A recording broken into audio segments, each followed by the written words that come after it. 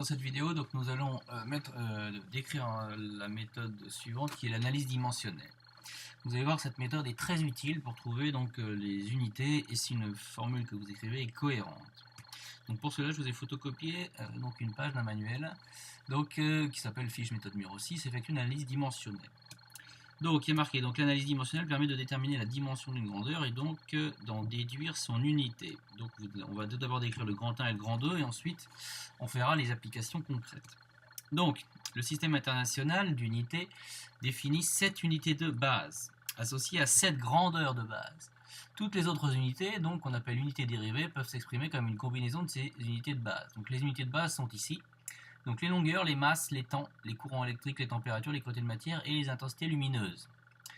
Donc à partir de ces 7-là, on peut faire toutes les autres. Donc pour la longueur, l'unité de base est le mètre, pour la masse, l'unité de base est le kilogramme, pour le temps, l'unité de base est la seconde, pour le courant électrique, c'est les ampères, et à chaque fois, on vous associe le symbole. Donc la longueur, a une unité de base qui est le mètre, dont le symbole est petit m. Je ne vais pas tous les faire, mais pour une masse, on a donc une kilogramme et l'unité est kg. Ensuite, la dimension d'une grandeur. Qu'est-ce que c'est? Donc par convention, toutes les grandeurs sont organisées selon un système de dimensions. Chacune de ces 7 grandeurs de base a sa propre dimension. C'est-à-dire que toutes les grandeurs que nous venons de voir tout à l'heure, elles ont une dimension unique. Donc par exemple une longueur, le symbole d'une dimension, le symbole de la dimension d'une longueur, donc on la notera grand L.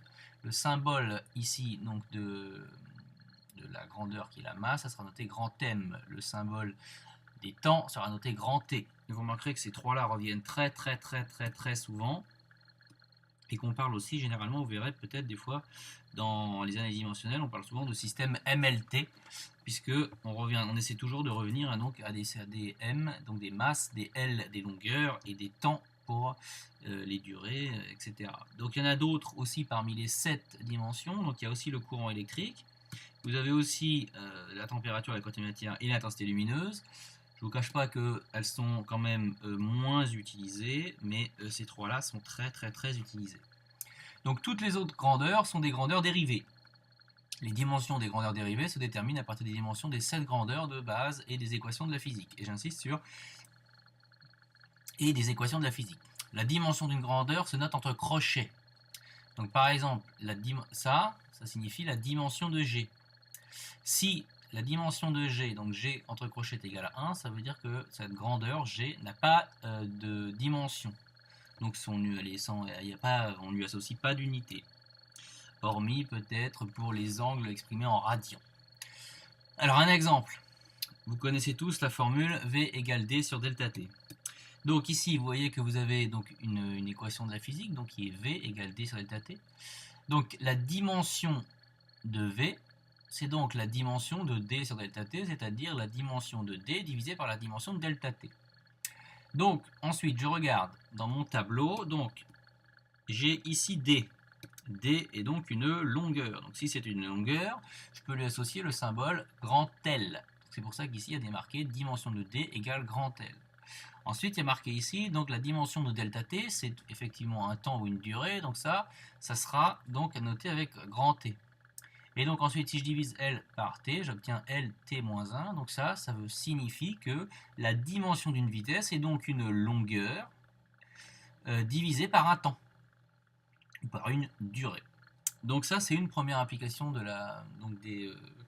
des dimensions et de l'analyse dimensionnelle. Donc un exemple très simple, si par exemple vous avez, et je vais revenir après, je prends mon tableau, pardon, je vais à la page suivante, quand vous avez grand L, si j'écris par exemple une équation, petit l égale 13,2 cm. Donc petit l ici est le symbole de ma grandeur, 13,2 est la valeur de la grandeur, et centimètre est donc l'unité de cette grandeur. Maintenant, aujourd'hui, nous rajoutons quelque chose qui est la dimension de petit l. La dimension de petit l, c'est donc une longueur. Et donc, ça, par convention, c'est noté un L majuscule. Donc, il ne faut pas confondre la dimension de n'importe quelle grandeur le symbole de la grandeur, la valeur associée donc à la mesure, et enfin donc l'unité avec ou la sous-multiple de l'unité. Ensuite, donc je reviens ici donc à ma feuille de la dimension à l'unité. Donc on peut déterminer l'unité de n'importe quelle grandeur simplement à partir de sa dimension. Exemple. Donc pour déterminer l'unité d'une force dans le système international, on détermine donc sa dimension, donc F à partir d'une équation de la physique, P égale mg. Donc par exemple ici on vous dit P égale mg, donc P le poids est bien une force. Donc ici on écrit que la dimension d'une force est par exemple la dimension du poids. Étant donné que le poids est m fois g, c'est donc que la dimension du poids c'est la dimension de la masse, petit m, fois la dimension de g. La dimension de petit m étant une masse, donc si je remonte dans mon tableau, ici, vous voyez bien que pour une masse, ici, j'ai grand M. Donc c'est pour ça qu'ici, ils ont mis grand M. Pour G, eh bien, après, là, je suis obligé de vous donner le résultat de G. Hein.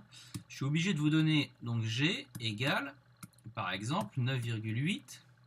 Alors vous avez dû voir en première, en seconde, que c'est des newtons par kilogramme moins 1.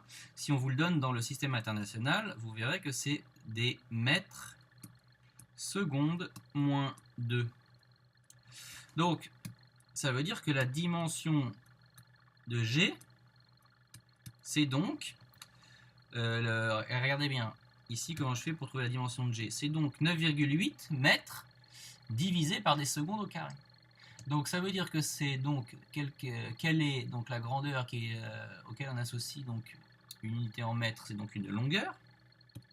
Donc c'est donc une longueur fois une durée ou un temps exposant moins 2. Donc là, ça, c'est l'unité dans le système international associée à G, je vous la donne. Et dans l'autre unité qu'on peut utiliser pour G, donc c'est les newtons par kilogramme, donc ça ce n'est pas une unité du système international, pour la simple et bonne raison que les newtons ne font pas partie des 7 grandeurs de référence. Donc ici, l'unité de G, la dimension entre crochets de G, c'est donc LT-2, nous l'avons trouvé à partir des unités. Donc ensuite, si nous injectons ça donc, dans ici, donc on remplace la dimension de G par LT-2 comme il est écrit ici, on voit bien que dans ce cas-là, la dimension du poids est donc égale, et la dimension d'une force, à la masse fois une longueur divisée par T-2. Certaines donc, unités dérivées portent un autre nom. Une force donc s'exprime par exemple en newton. C'est ce qu'on vient de voir ici. Donc le newton, c'est l'unité dérivée, mais dans le système international, c'est donc une masse fois une longueur divisée par un temps au carré. Par exemple, ici, on vous donne donc différentes grandeurs que vous avez déjà dû étudier, que vous avez déjà vues. Donc par exemple, une pression, on vous dit que c'est une masse fois une longueur moins 1 divisé par un temps moins 2. Donc divisé par un temps au carré. Une énergie, on vous donne aussi sa dimension. Et par exemple, une puissance, on vous donne aussi sa dimension, alors que nous, on l'exprime souvent en watts ou alors en joules. Donc si par exemple, pour redémontrer ça, donc vous prenez une équation que vous connaissez en lien avec l'énergie. Donc par exemple, vous connaissez tous la formule de l'énergie cinétique, EC égale 1/2 de mV au carré. Donc cela signifie que la dimension de EC, qui est la dimension de l'énergie, est égale à la dimension de 1/2 fois la dimension d'une masse fois la dimension d'une vitesse, le tout au carré. Donc quand on fait ça, on s'aperçoit qu'en fait la dimension d'un nombre, donc un nombre n'a pas d'unité, donc c'est pour ça qu'ici on met que la dimension de 1/2 c'est 1, fois la dimension d'une masse, la masse fait partie des 7 grandeurs, donc ici la masse on remplace par M majuscule, et enfin, regardez bien ce que je vais faire ici. J'ai la dimension d'une vitesse, le tout au carré. Donc je garde le carré, mais tout à l'heure on a vu qu'une vitesse, c'était en fait donc une unité qui était, donc c'est généralement des mètres par seconde, donc c'était souvent donc une longueur, puisque V égale D sur delta T, divisé par une durée, ou un temps. Donc finalement, quand on a ça, si je fais bien les parenthèses, on peut dire que ça va donner m fois, donc ici L au carré, et ensuite donc si je développe le t au carré en dessous, je peux très bien le remonter en disant que cela fait mt carré t moins 2. Donc là, on vient de redémontrer en fait la dimension d'une énergie en partant donc d'une formule, d'une relation physique connue, que vous connaissez tous. On a fait une analyse dimensionnelle, on a remplacé dans le système, donc ici M, L, T, et là j'ai trouvé la dimension. Donc ça veut dire que la dimension d'une énergie, c'est donc une masse fois une longueur au carré, fois un temps exposant moins 2. Enfin, donc analyse dimensionnelle d'une formule. Donc on vous dit l'analyse dimensionnelle permet de vérifier donc une formule est homogène, c'est-à-dire s'il n'y avait pas de faute au niveau donc des dimensions. Donc par exemple, vous avez dû voir, et on reverra cette année, cette formule qui est donc dans les lois de Kepler. Donc la période de rotation d'une planète, par exemple, est égale à 2π fois le rayon de la trajectoire divisé par la constante de gravitation universelle fois donc la masse du centre attracteur. Donc par exemple pour une planète, on pourrait dire le Soleil. Donc pour vérifier que cette formule-là est correcte, il faut qu'on vérifie que la période, donc qui est donc la dimension de la période et donc un temps, il faut qu'on vérifie que la dimension de toute cette grandeur-là donne un temps. Si on démontre que la dimension de tout ce terme-là est un temps, donc on aura bien vérifié que la formule est au niveau dimension correcte, puisqu'on aura démontré qu'un temps est homogène à un temps. Alors on y va. Donc si on prend donc la dimension de tout ce qui est ici donc entre crochets du côté ici gauche de l'égalité, donc on obtient 2π fois la racine de r au cube divisé par g fois la masse. Donc on dit ici que c'est égal à la dimension de 2π. Donc la dimension de 2π, c'est pour ça qu'ici vous ne voyez rien, parce qu'en fait la dimension de 2π n'est rien d'autre que 1. Fois donc la racine carrée donc du rayon au cube, donc c'est pour ça qu'ici donc le rayon au cube on a donc L au cube. Le rayon ici n'est rien d'autre qu'une longueur, donc le symbole c'est L, je mets L au cube. Pour G donc c'est la valeur de la constante de gravitation universelle. Cette grandeur vous est nécessairement donnée, c'est pas à vous de la connaître, donc si je vous la donne par exemple, on aurait donc G égale, G égale donc 6,67 fois 10 puissance moins 11. Et l'unité dans le système international, c'est des mètres cubes, kilogrammes moins 1, seconde moins 2. Donc ça, bien entendu, je vous le donne.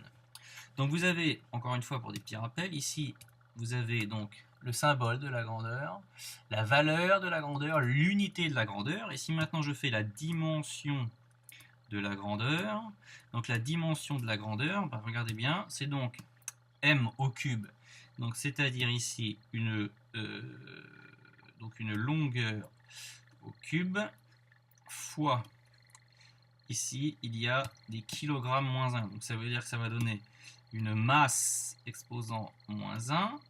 Donc masse de symbole petit m, fois ici, donc ici vous avez S-2, donc S-2, c'est donc une durée ou un temps exposant moins 2. Donc là j'ai la dimension dans le système international, donc de la constante de gravitation universelle. Donc c'est bien des L3, M-1, T-2. Donc ensuite quand je reprends ça et que je l'intègre dans mon analyse dimensionnelle du côté donc ici droit de ma formule, je remplace L3, M-1, T-2, je remplace ensuite la dimension de la masse qui n'est rien d'autre que ici grand M, donc vous remarquerez que là c'est un peu une exception, le symbole de la grandeur est la même que le symbole de la dimension. Donc ensuite on simplifie tout ça, donc on regarde ce qu'on peut simplifier dans cette racine, donc on voit qu'on a L3, L3, les L3 se simplifient. On a m-1 fois m, m-1 fois m, donc ça fait m-1 puissance 0, n'importe quelle grandeur à la puissance 0 fait 1.